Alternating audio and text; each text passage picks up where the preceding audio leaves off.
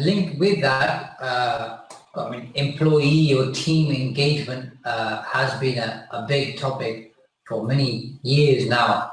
What are some of the things that you did to kind of engage your team members? Because obviously you had best part of 100 plus team members at 8 or 9 different locations. That must have been challenging to manage. Of course, it's difficult to get to know every single one personally, and I'm sure you had supervisors and managers to assist with that. But what were some of the things you did to engage and keep involved your key players?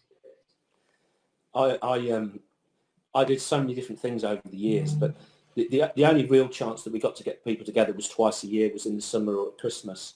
And when I look back at it, it was probably the night of the year that I dreaded the most, was Christmas, because you knew that anybody who really wanted to say something during the course of a free drink and food event is always going to tell you what they meant to tell you for the last 20 years or whatever the story went.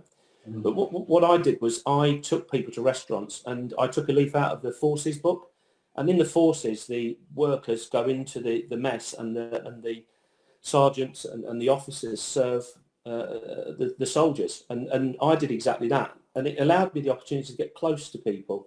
And I did know people on a personal level, and I encouraged people and always made sure that I sent them a little note or sent them a text latterly, to just say when they'd done something that was outstanding, made sure that it was recorded, or that gave me the opportunity that if something wasn't quite as good, I could tell them that then as well, kind of an instant praise, instant bollocking style of management.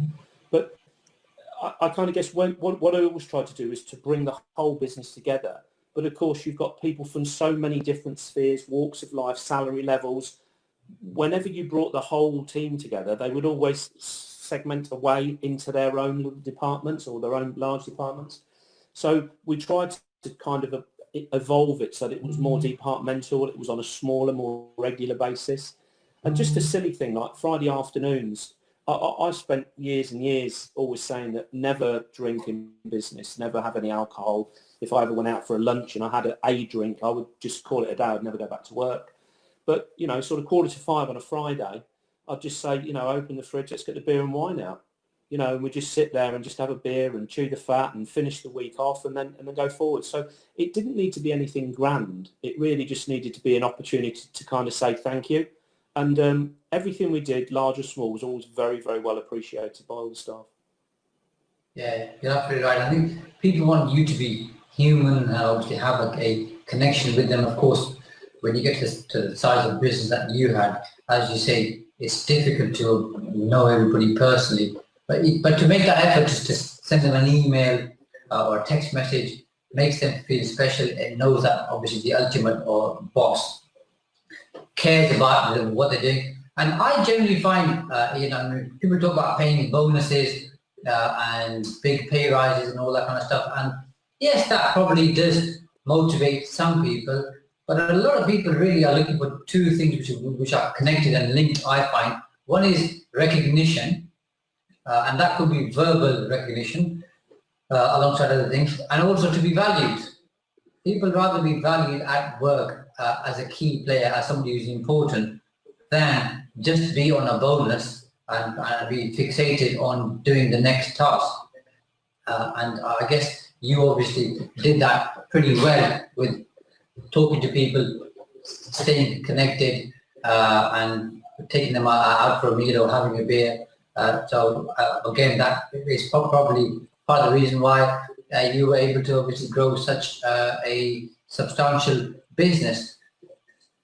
Again, through my experience of having worked with many different businesses over the last 17, 18 years, what I find is, for quite a few businesses, sometimes there's one or two key turning points, things they didn't expect, customers or opportunities they didn't expect, a new line of service or a new line of product or a new way of doing things which they didn't expect, but it kind of comes to their attention, which becomes a game changer.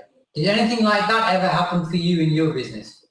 Yeah, I kind of think that the moments that spring to mind were negative moments that kind of happened through the 2008-9 recession and things like that. I mean, we always stayed abreast of the marketplace and the market conditions, and we always used what refer to as Merlin Scott, which is a manual that you probably know, which is a sector guide to all companies in your sector, their gross profitability, net profitability. So we always used benchmarking like that. But you always relied on certain suppliers, and if you looked at Germany and Italy for their exhibitions, they would normally bring products into their market in May and June that would come into us in January. So we always had early indicators of product changes. But at one stage we had 147 kitchen displays and 42 bedroom displays. So again, you needed to be constantly changing. And the word that I use a lot is evolve. A business never ever stands still. It's always evolving. It's always moving. And there's always opportunity. And I liken that sometimes to bars. Most people know that I'm quite a high-spirited person. I don't mind popping out for a beer or two. But I watch a barman and they stand there and wait for you to ask for a drink. And then I go to places where it's a profession like Ireland, and they're busy and they're rushing around and they're doing things. And as business owners, there's always something you do. Don't ever stand still. There's always something to do. I was just laughing to myself there because I remembered that you said about the team thing. We did the It's a Knockout for 2 or 3 years for NSPCC charity.